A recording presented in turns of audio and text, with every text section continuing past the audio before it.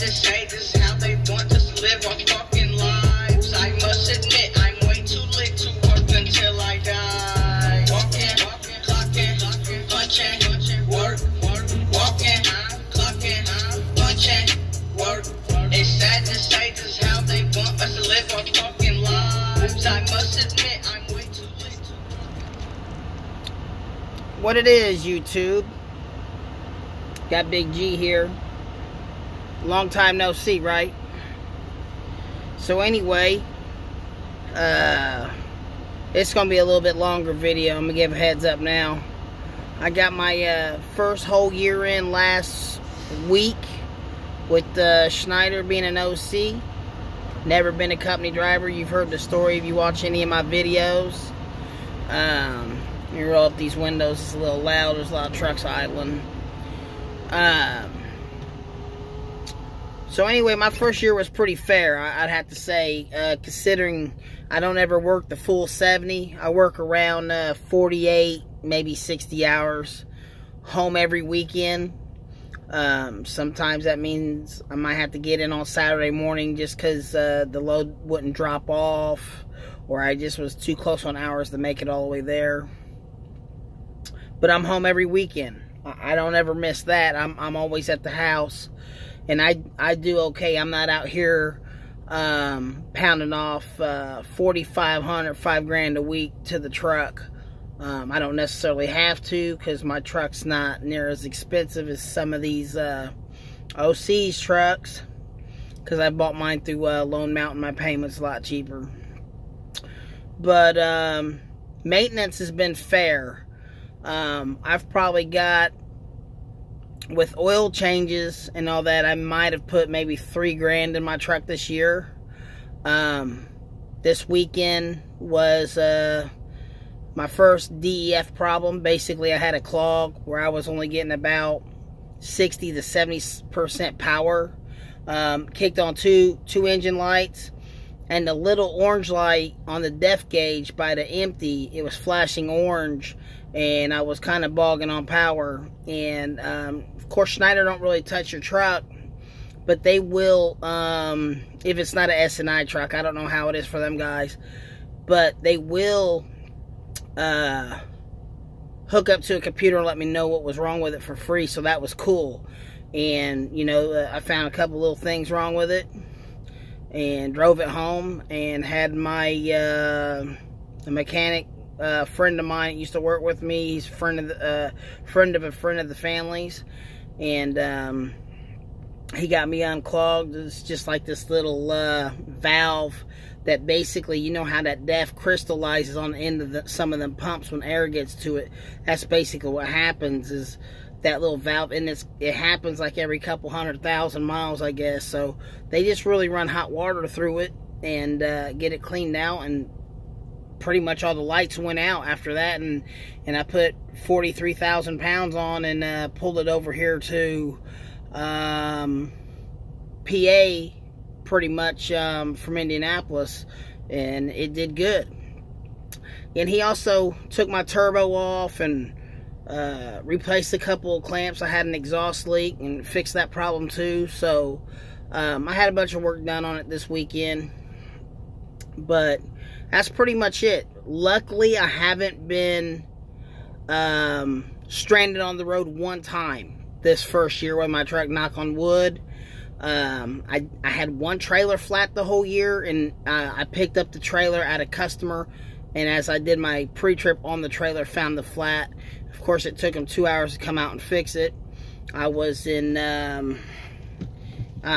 Virginia somewhere, and they had to send a mechanic almost 90 miles from like Greenville,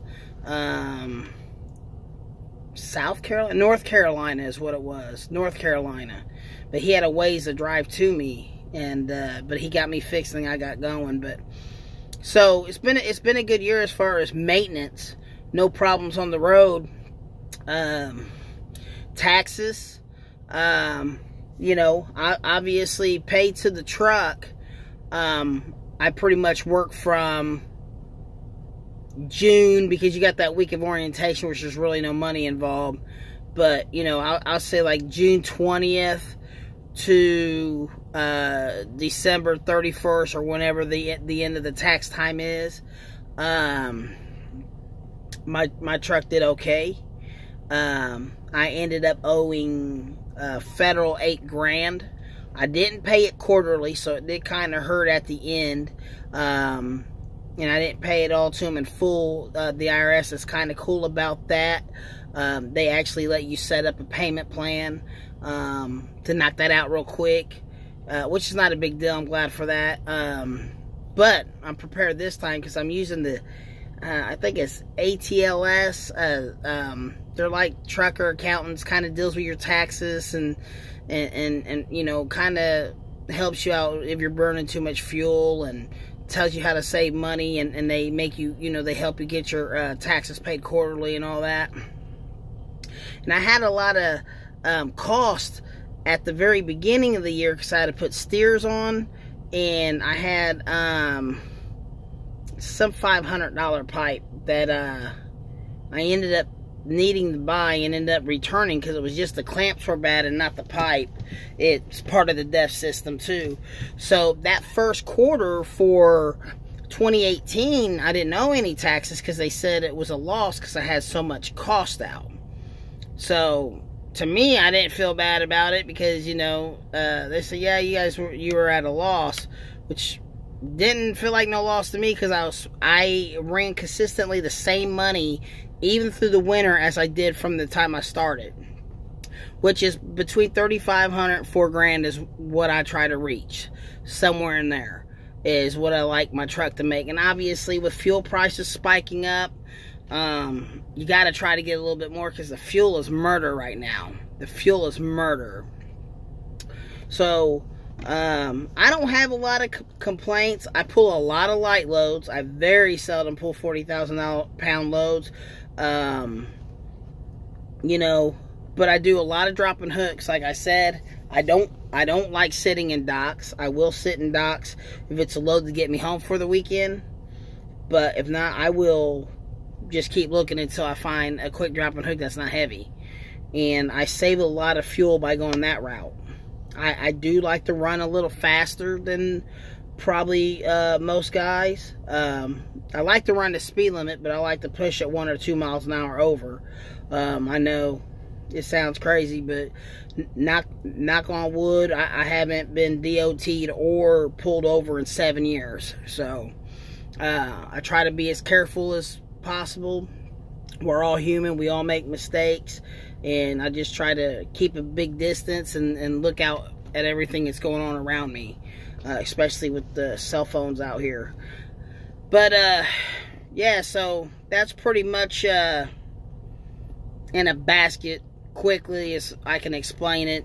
You know, I could go somewhere else to make more money.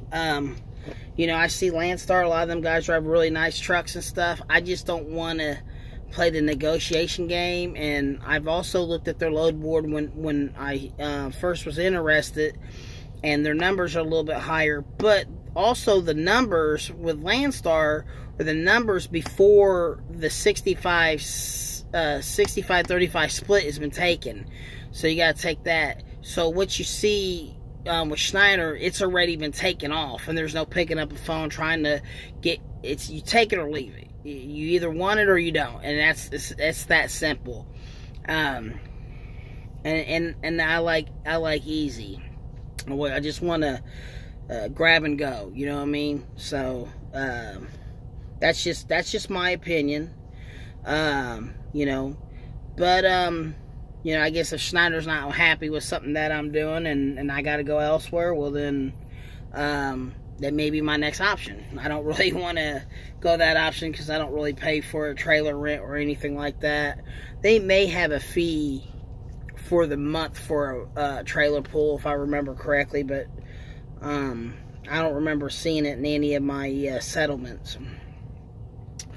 But anyway, it's been a while since I've been on here. I just haven't had a lot of real interesting stuff to tell everybody. I don't want to bore you. And I feel like you got to be consistent. Evidently, I got some followers because it's kind of weird. It's been on my mind for the last 2 weeks. Oh, I've been doing this for a year. I'd like to do a video and give everybody an update of, you know, how things are going from Big G, the penny pinchers and transport, blah, blah, blah. At least on the Schneider. And it was really funny. I just got on the highway. I had to take a back road from basically Anderson, Indiana over to 70 to travel to PA, and there was a truck flashing his lights, rolled down his window, waving at me. So I thought, what the hell's going on? I just picked this load up, you know, 20 minutes ago. So I'd wonder if there was something I missed that I didn't catch. And the guy was like, hey, Big G, penny pincher. What's going on? And I was like, what's going on, man? I thought it was kind of random because he didn't have a CB, but he's like, you ain't made a video in a long time. And I was like, man, I'm gonna make one tonight because it's been on my mind for the last 2 weeks, so I did that. I wanted to get that off of me and kind of keep everybody updated. If you like these videos, you know, as far as what's going on with me here at Schneider, you know, just send me some comments. I'll keep these things pumping out. I just want to try to figure out a way to edit my videos where they're a little bit cooler like all these other guys. Because I just hit play on my phone, and then I just download it over to my page and let it fly. I just try to keep it simple and clean. But my 2013 Cascadia has been awesome, man. I know there's a lot of bad videos about Lone Mountain out there. They got them on virgin tires. I think they got me on my steers too. My tires were like at 80%. I had one wear line, but I think that was my fault because I was a little bit out of alignment and I let it ride too long, and it caught the wear line on the Michelin tires, and it's a fine line. So yeah, so I feel like they got me a little bit on that. So I ended up putting brand new Goodyears on here. I didn't want them same type of tires with that little wear line, because the wear line on these are further down by a lot. And so anyway, that's pretty much it as far as the whole tire mess. But besides that, the truck has been pretty good. I bought mine right about 500,000 miles, so I'm at 700,000 almost. So I've been rolling, you know. I've been rolling, even though I'm only working 5 days a week. I usually will take off like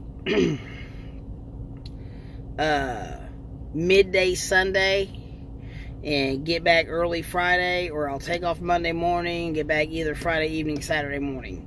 And like I said, I don't very seldom run my whole 70. It's happened. I've parked this thing with 13 minutes left for the whole week, or, you know, 2 hours for the whole week. So I've ran pretty close. It's been going good. I hate working that much. I mean, not to try to sound like I'm lazy or anything, but man, you've been driving. I ain't been driving like these guys 40, 50 years, man. 30. I've only been out here 19 years, but after you're out here so long, it's work, man. You know what I mean? I enjoy my work. I don't have no boss in here telling me what to do and all that besides the laws, but so I just I enjoy it, you know. Really a bad day for me is people driving ignorance or getting caught up, you know. It's truckers complaints. Shitty traffic, people cutting us, like, you know, we have our days. It's a different type of thing. It makes our day crappy versus somebody that might work in an office, or somebody might work at, you know, with the public, like at a restaurant. I mean, you know, like I seen a video a while back from somebody that always talked about, you go to these stores like Walmart and Myers and Lowe's and all these places, and they're so nice to you as customers, but as truck drivers pulling in them guard shacks, man, that's sometimes, I mean, it's not everybody, and they're not all like that. It's not every individual. Definitely in the South is a lot nicer, I'll say that. But you get up north of some of those guard shacks, man, them people got bad attitudes, man. Like, Like, I don't get it. And maybe they're understaffed sometimes. I don't know. I just feel like they're always having a bad day, them guard shacks, or some type of power trip. But it's always been like that as long as I've been doing this. Did tanker, reefer, flatbed, you always get that one or two guys in a pissed off mood for just having the job that he's got. Trust me, we all want to win the lottery. We all want to win the lottery. But, so, that's it, man. I'm not going to burn it up. I thought it'd be a little longer than this. I'm sitting about 15 minutes, man. This is Big G. Penny Pinchers Transport, sitting at Carlisle, PA at the Schneider OC. Just chilling. I had to get this video out. If you have any questions, comment below. I'll try to get back to you. I'm a little slow about it. I don't text and drive at all. So when I shut down in the evening or I'm taking a 30-minute break, I will get the notifications. I will answer you. Sometimes it's worse than that, maybe a day or two, but I will get back to you. Like, share my videos, hit the bell, whatever. Let me know if you want me to keep producing these. Like I said, I'll hit them harder. I might add some different stuff, maybe not everything driving related, but just to keep it somewhat more entertaining, you know what I mean? Just to be acting crazy. But that's pretty much what I got right now, man. I'm out, man. You guys have a good one. Drive safe, and I'll holler.